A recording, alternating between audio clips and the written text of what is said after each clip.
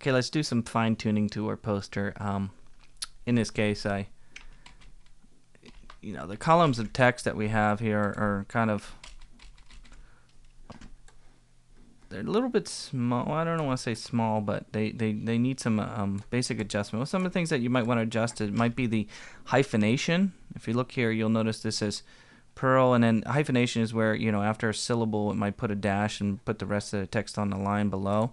So if I select both of my columns of text here and go to my type window here under character, you'll notice it doesn't show up because I have that one crazy font at the beginning. But what I want to do is I want to go to the show options box right here.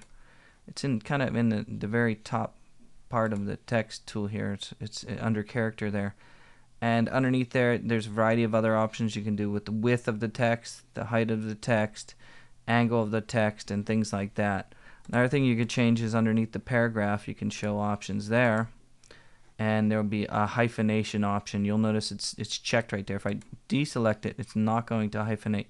Now the problem with not hyphenating is some of the big words won't fit, and you'll notice now the text doesn't wrap around this picture here because they can't really adjust those big words to fit in such a little column here. So that's where the hyphenation actually works. See how manufacturing can be wrapped around there. So it's kind of, you have to sort of balance out what you're trying to do, and some people don't like hyphenation, some people do.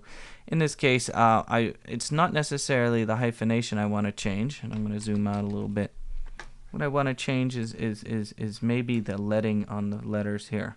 And so the leading is this option right here, and I think I had it at, what did I have it at? I had it at 18, was it? 17? Let's see what that looks like. Yeah, ooh, that's a lot too tight. Let's do it to 19. That's about where it was at before, huh? Well, maybe we can then just go and adjust our boxes a little bit. How about if we bring this box down a little bit? Or maybe up one. There we go. That looks pretty good. What you don't want to do is have one letter at the end at the here. We call that a widow or something like that. I can't remember. And things like that. I might adjust the space between the H and the E here for my initial letter up there. Let's work on the initial letter just briefly here. If I come over here, you'll notice it touches it. Okay, this is where, there's a thing called letter spacing. It's the space between the letters. The one that, we usually kind of leave the default right here at 0. It's a pretty good option because that, Illustrator will compensate. But between this H and E here, they're kind of touching. I don't want that.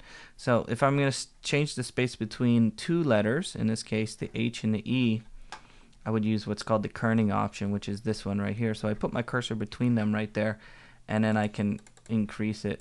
There's a pull down menu, and I'm going to go to like 100. There we go. Oh, maybe that's a little much. How about we go to 75? There we go. So that gives you a nice space around there, and that looks a little bit better for our initial letter there. The other thing I might do is just adjust my document.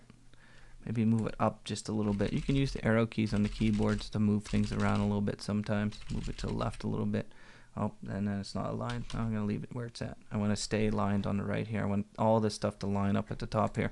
This is not as important on this side for alignment because we got this big portrait here. Probably aligned with the side of his face would have been good. It's kind of like right about something like that would have been probably the best. Yeah, well, maybe we can move this column over here. Let's highlight this and just adjust it a little bit over. We can have a big space in the middle. It's not as important to me as that. That looks better. Okay, so just doing some fine tuning, making sure things are aligned. Maybe adding my texture back into the background there. Remember on the background, I had a texture. That texture was saved underneath the appearance window. So if I bring up the appearance window, you'll notice there is a texturizer. If I turn that back on, it'll go through and do its texture thing. Oh, see, it's going to do that every time you make a change. So that's why I leave it off until the very end.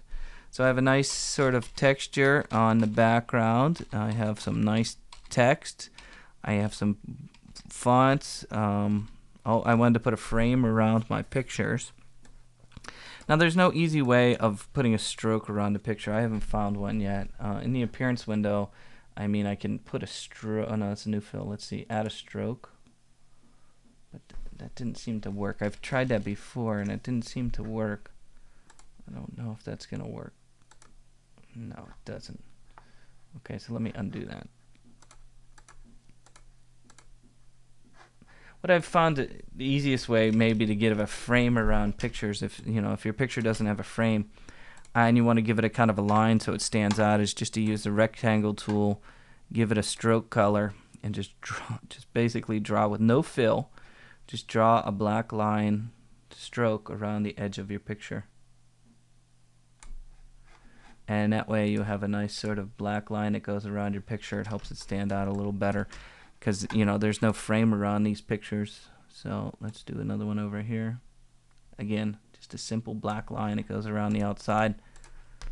We'll make it stand out. If you zoom in, you'll be able to see it. See the black line?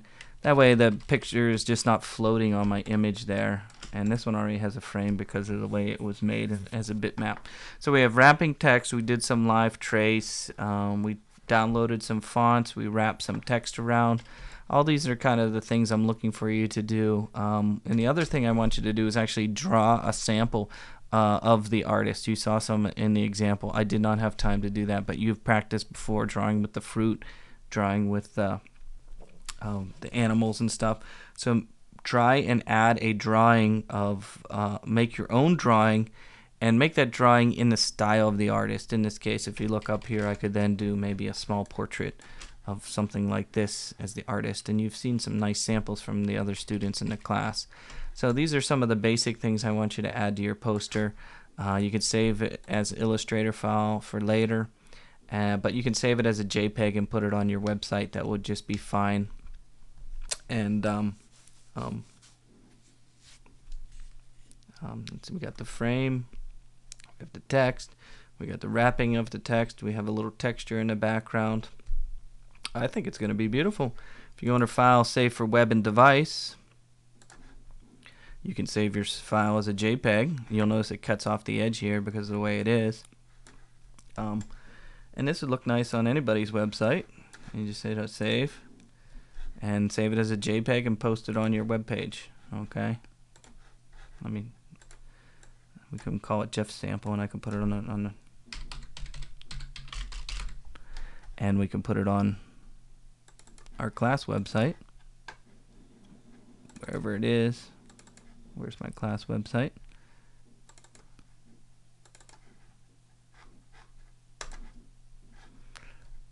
Okay,